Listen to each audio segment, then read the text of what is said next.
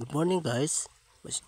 Pasensya naman sa pusis ko, hindi masyadong maganda kasi umulan dito sa amin, merong bagyo. Ito yung ginagawa ni tatay, gumalaw ako dito sa probinsya, sa mataas yung bundok. Ito yung work sa bawat tao dito. Maganda mang panahon ngayon. Kita lang ko sa inyo sa ginagawa ni lolo, yung tatay. Pupunta ako din. Gusto ko ipakita sa inyo ha. Naglalakad ako yung umaga parang exercise. Ito yung super malawak yung tinanim sa rubber, yung guma Bisaya ito. Hindi ko alam anong Tagalog yung guma rubber sa English. Super ito yung malawak. Maganda ito siya kasi malakas yung baba yung tubig, parang tubig yung rubber, parang katas. Ito yung ginagawa yung mga ibang klase. Number one yung barko kasi hindi ito siya masyado, hindi ko alam, pero maganda ito siya guys. Ito yun din ginagawa ng mga sanilas, sleeper sa atin. Ito yun. Meron dito malaking planta, yung Christmas tree. Kasi sport ito sa ibang bansa kasi marami ito paninabang yung work. Hindi to siya araw-araw. Ito tawag ito yung sanggot sa Bisaya, hindi ko alam anong Tagalog ito. Ito yung si tatay araw-araw kasi nag-work siya kasi para meron ipagkain sa yung mga kanyang anak o sa iyang mga kapatid kasi kung hindi mag-work, walang makain. Ito yun. Kita ko sa inyo mga guys ngayong umaga. Dito ako, pasensya naman sa busis ko, hindi siya masyadong maganda kasi parang merong lovesick tawag sa Bisaya, hindi ko alam ang Tagalog ito. Ito yun, naglalakad ako. Hindi ito siya masyadong magubat, kagubatan yung area. Safety dito yung area. Pero malaki yung area ng tatay. Merong mga iba-ibang klase dito nakalagay. Hindi ko memorize yung lahat. Ito yun guys. Ito yun. Super malamig dito kasi maraming puno. Hindi to siya hindi delikado yung area kasi safety itong lugar. Nakalagay dito yung mga hayop lang, may ibang hayop sa kagubatan. Number one yung parang baboy nasa katira sa kagubatan. Safety lang ito dito yung area kasi walang tao magulo sa iyo kasi safety, malinaw. Maganda dito yung ang area kasi malinaw, malayo sa mga area, mga kagulo. Dito mga guys, yung area dito sa pakita ko sa inyo, ito yung daanan. Merong ilog sa baba, marami yung isda dito, hindi iba-ibang klase. Masarap ito siya kasi hindi madumi ang area. Yung tawag ito yung ilog, hindi siya madumi kasi malinis. Walang tao nakatira dito, tatay lang yung merong palm oil, tinuturo ko. Ito yung ginagawa ng oil.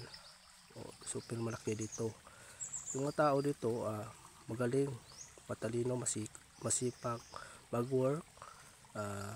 Ito yung mamumuhay sa mga tao sa mataas ang bundok. Ito yun si tatay, nagsikap siya.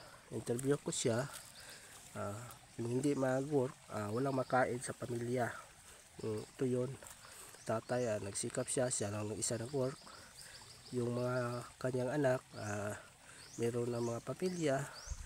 Siya lang nag-work ngayon sa iyang tinanim na yung rubber.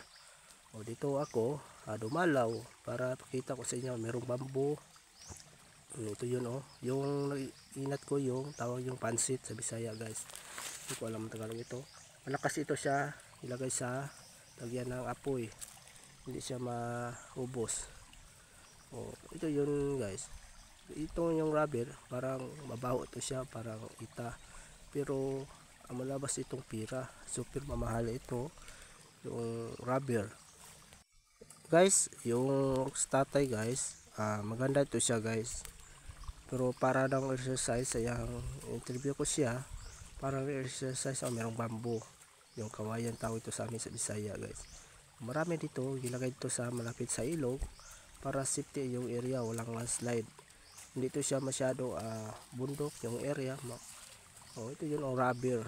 Ito yun, para rin siyang puno, pero ang labas ito guys parang gatas yung rubber. Ito merong coconut, merong palm oil, ito yung mga area, may ibang klase dito, coconut, rubber, kasi mga tao ito masipag magtanim yung mga halaman, may ibang klase. Ito yung marami dyan nakalagay yung mga prutas, hindi ko mamuras lahat. Ito yun guys. Palm oil ito siya, para siyang oil. Para siyang niyog. Ito yung coconut, yung maliit pa, hindi pa siya masyadong malaki.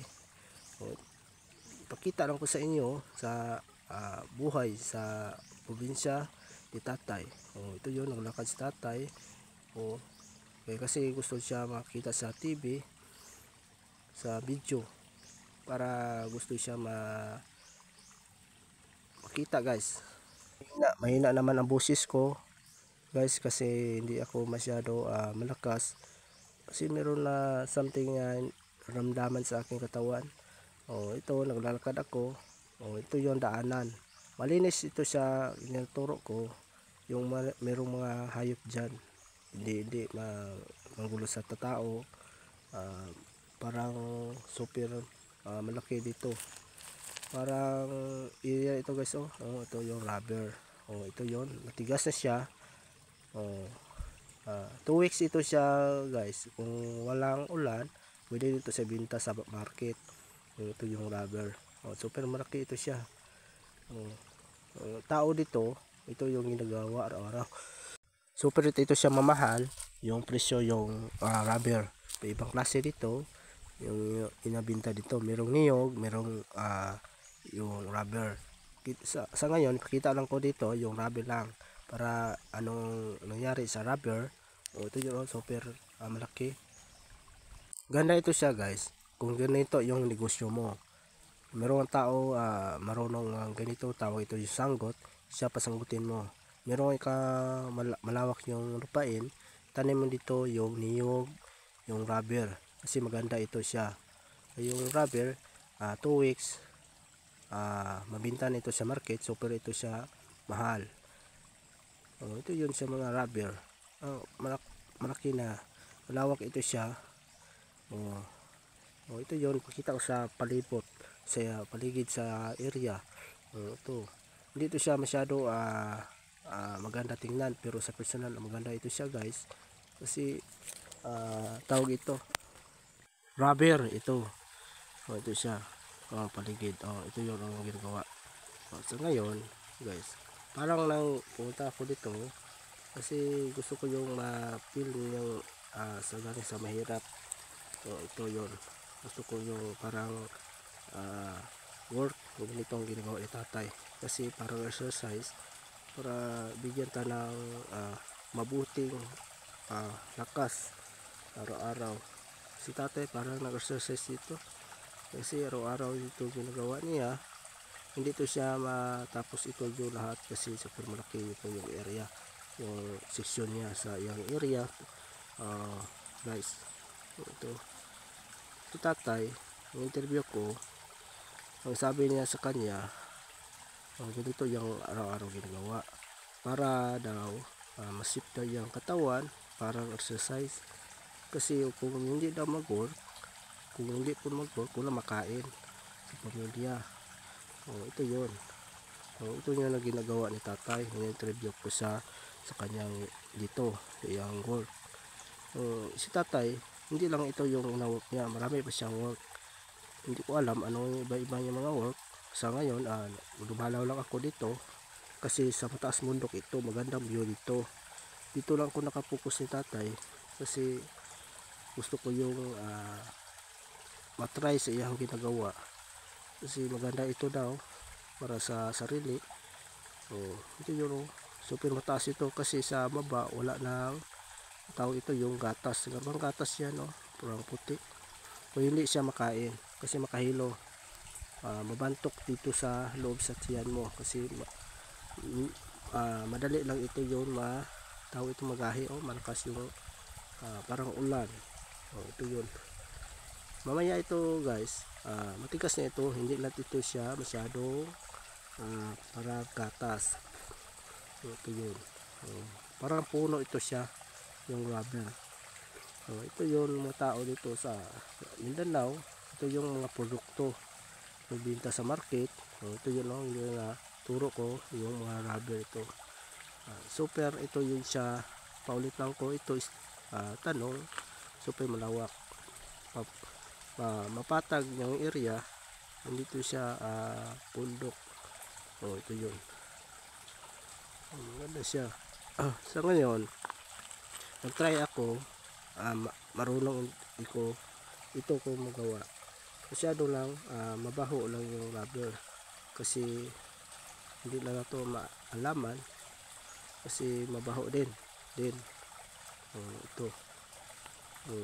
Yung paligid, parang maraming dumi. Malakas ito siya. Hindi ito siya mahina.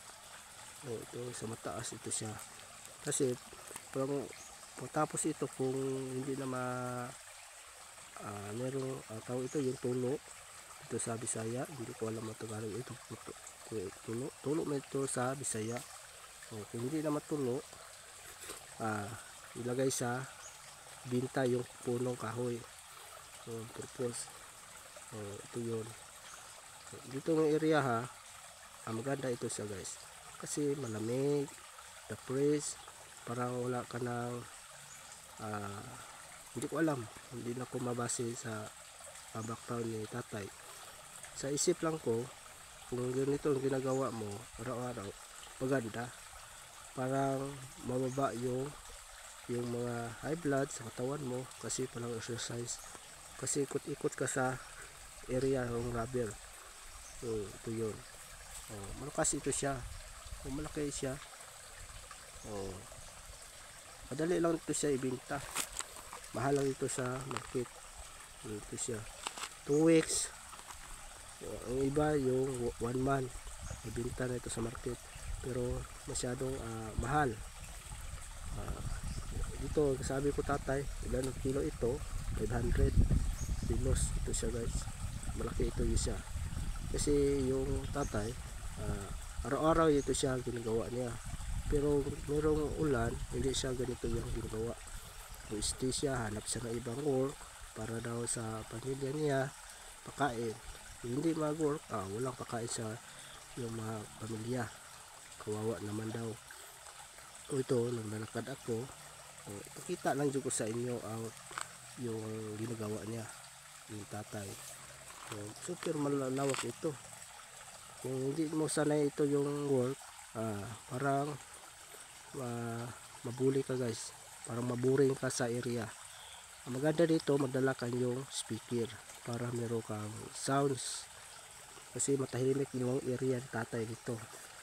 Meron dito nakalagay yung mga ibon, yung sigaw-sigaw, pero dito magiling mo, dito yun yung area, para maraming damo, pero hindi ito siya mataas, maliit lang yung mga damo sa paligid sa rubber. Meron itong niyog, hindi ito siya masyadong marami. Ito yun guys. Lalakad ako sa ngayon, hindi ako nagkuha ito, para lang ako nagsurvey sa area kasi gusto ko yung kita sa inyo buhay ni tatay sa probinsya. Ito yung ginagawa para araw-araw. Kung walang ulan, ganitong work, pero merong ulan, hindi siya mag-work ito. Ito siya super, ito yun siya